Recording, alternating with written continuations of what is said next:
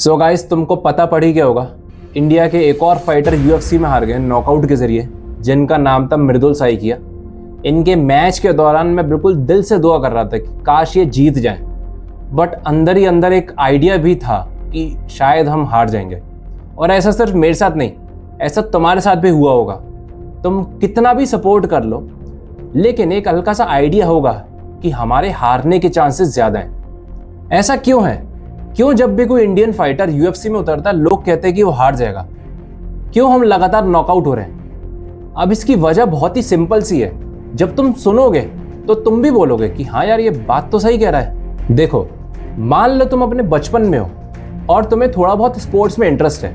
अब इंटरेस्ट तुमको कितना भी हो और तुम कितने भी अच्छे हो स्पोर्ट्स में, इस उम्र पे तुम्हारे सारे फैसले तुम्हारे पेरेंट्स लेते हैं कि तुम क्या कर सकते हो, क्या नहीं कर सकते।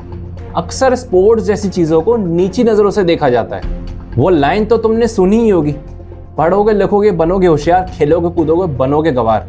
अब ये लाइन तुमको तब सुनने को मिलेगी जब तुम पढ़ाई के अलावा कुछ और करने की सोचोगे।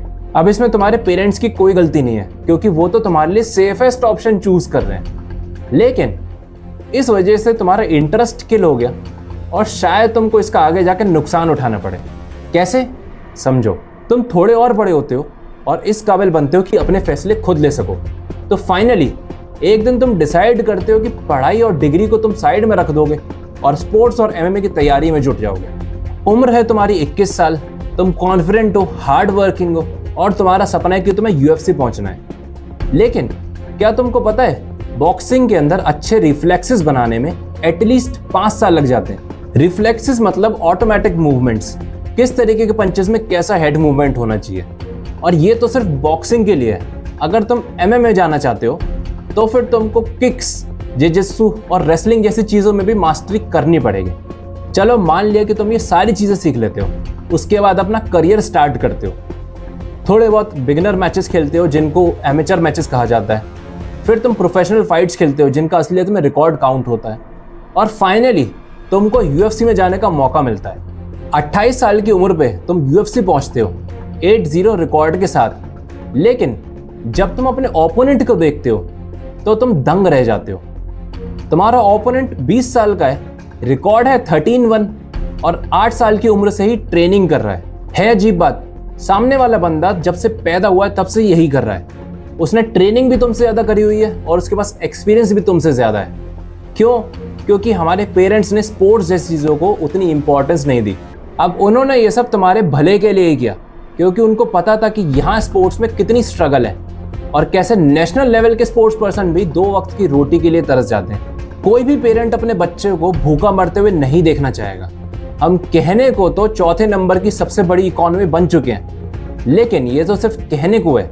और ये इतनी बड़ी जीडीपी सिर्फ पॉपुलेशन की वजह से है। अंदर की कहानी तो कुछ और ही है। अगर तुम टॉप 5% रिचेस्ट लोगों को ना गिनो तो हमारे देश में एवरेज इनकम बनती है 1 लाख रुपए साल, यानी कि 8,000 रुपए महीना। ये हमारे देश में एवरेज इनकम है। पता है यूएस में एवरेज इनकम क्या है? 1 लाख रुपीस पर वीक। तो इस हिसाब से तो हमारे पेरेंट्स सही कहते हैं, पढ़ाई करके नौकरी लेना ही सेफेस्ट ऑप्शन है। एटलीस्ट भूखे तो नहीं मरोगे। और ये मेंटालिटी तब तक बनी रहेगी जब तक स्पोर्ट्स और बाकी सेक्टर्स में से पैसों की दिक्कत खत्म नहीं हो जाती। और जब तक ये मेंटालिटी दूर नहीं होगी तब तक कोई भी पेरेंट अपने चाइल्ड को कम उम्र से ट्रेनिंग नहीं कराने वाला, जिस वजह से हम एक्सपीरियंस में पीछे रहेंगे और लगातार हारते रहेंगे। मैंने खुद अपनी ट्रेनिंग बहुत लेट स्टार्ट करी है। खैर, तुम मुझे बताओ कि ऐसा क्या सोल्यूशन लगाया जाए जिससे लोग स्पोर्ट्स को as a career option choose करने में डरे नहीं। ये वीडियो अपने जानने वालों को शेयर जरूर करना। चैनल पे नए हो तो सब्सक्राइब कर देना। See you in the next video.